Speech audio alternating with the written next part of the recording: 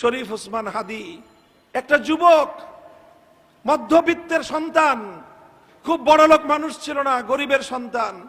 তার বাবা মসজিদের ইমাম, আর একটা ইমামের ছেলে বাবার কাছ থেকে নৈতিকতার শিক্ষা পেয়ে গোটা বাংলাদেশটাকে হিলিয়ে দিল।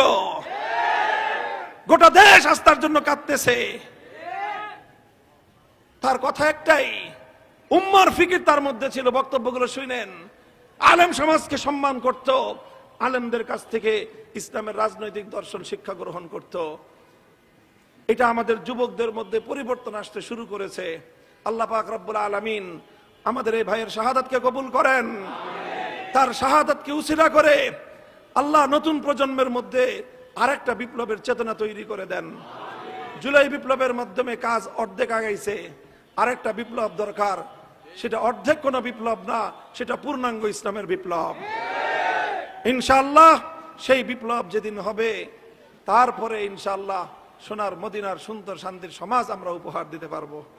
সকলকে দাওয়াত, সবাই অতীতের ভুল থেকে আসেন। আমারও ভুল থাকতে পারে, আপনারও ভুল থাকতে পারে।